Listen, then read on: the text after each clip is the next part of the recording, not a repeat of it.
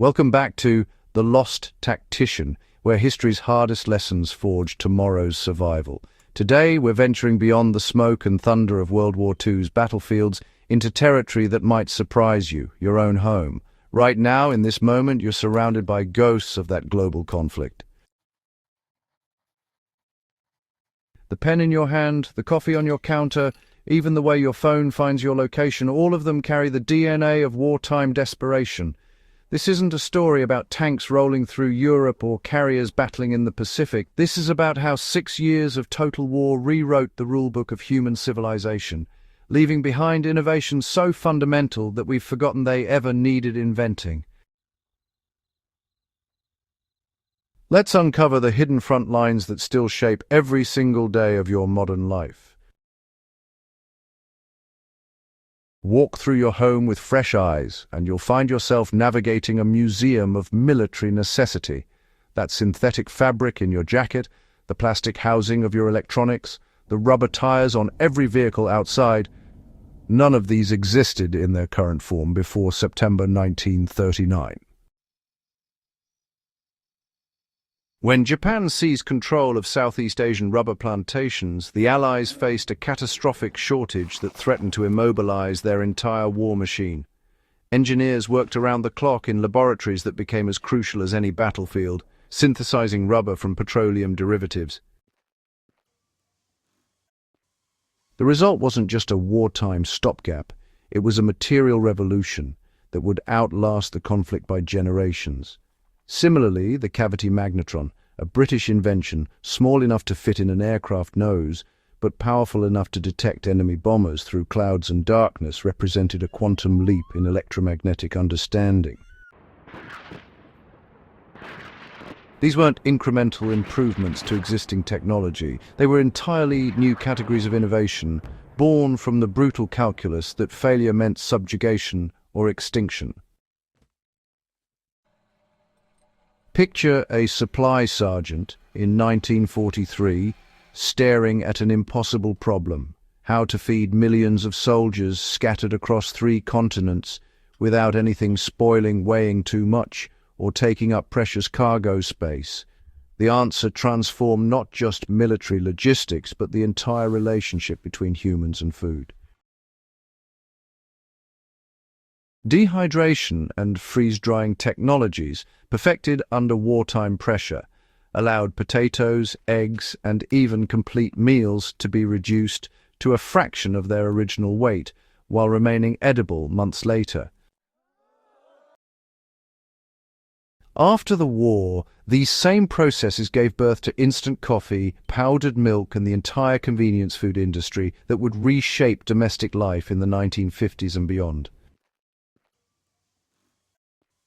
Meanwhile, the urgent need to produce penicillin at industrial scale, turning what had been a laboratory curiosity into a medicine that could save a wounded soldier's life, established the mass manufacturing techniques that would become the foundation of the modern pharmaceutical industry. Before the war, a single dose of penicillin was more valuable than gold. By 1945, Allied factories were producing enough to treat hundreds of thousands. That production infrastructure, those fermentation techniques, those quality control systems, they all remained in place when peace returned, ready to manufacture the antibiotics that would add decades to human life expectancy worldwide. The battlefield is history's cruelest laboratory, and World War II's unprecedented casualties forced medical science to evolve at a pace that would have been unthinkable in peacetime. When Dr. Charles Drew developed techniques for processing, testing, and storing blood plasma, the liquid portion of blood that could be dried, shipped across oceans, and reconstituted on field hospitals, he wasn't just saving individual soldiers. He was establishing the entire framework of modern blood banking, creating systems that now save millions of civilian lives annually. Every emergency room, every surgical suite, every ambulance in the developed world operates on principles hammered out under the pressure of combat medicine. The same desperation drove material innovation with equally lasting consequences. When silk supplies from Asia were cut off, American chemists at DuPont scrambled to perfect nylon, originally intended as a synthetic silk substitute for parachutes. The material proved so versatile, so durable, and so inexpensive to manufacture that it revolutionized everything from clothing to industrial applications. A mother writing to her son overseas might not have realized that the stockings on her legs and the parachute that could save his life were made from identical fibers, spun from the same wartime necessity. At Bletchley Park, a Victorian mansion northwest of London, mathematicians and engineers were fighting a different kind of war, one waged in electromagnetic pulses and encrypted messages. The machines they built to crack German codes, particularly the Colossus computer designed to decipher the supposedly unbreakable Lorenz cipher, represented humanity's first steps into the digital age. These room-sized behemoths of vacuum tubes and switching circuits could perform calculations in seconds that would take human cryptographers months.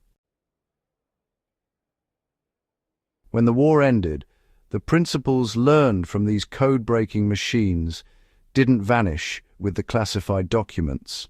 They migrated into universities, corporations, and research laboratories, evolving into the transistors, microprocessors, and eventually the smartphones that have become extensions of our very consciousness. Similarly, the radio and radar technologies perfected for military communication laid invisible networks across the globe. The infrastructure built to coordinate allied forces, the relay stations, the frequency management systems, the protocols for error correction. These formed the skeletal framework that would eventually support the internet, cellular networks, and satellite communications that now bind human civilization into a single, instantaneous conversation. Standing here in 2025, 8 decades removed from VE Day, we live in a world still fundamentally shaped by those 6 years of industrialized conflict. The superglue holding together household repairs was discovered by scientists trying to make clear plastic gun sights. The duct tape in your garage was invented to keep ammunition boxes dry in Pacific humidity. Even the ballpoint pen you use without thinking was perfected because fountain pens leaked in unpressurized bomber cabins. These innovations didn't emerge from careful market research or consumer demand.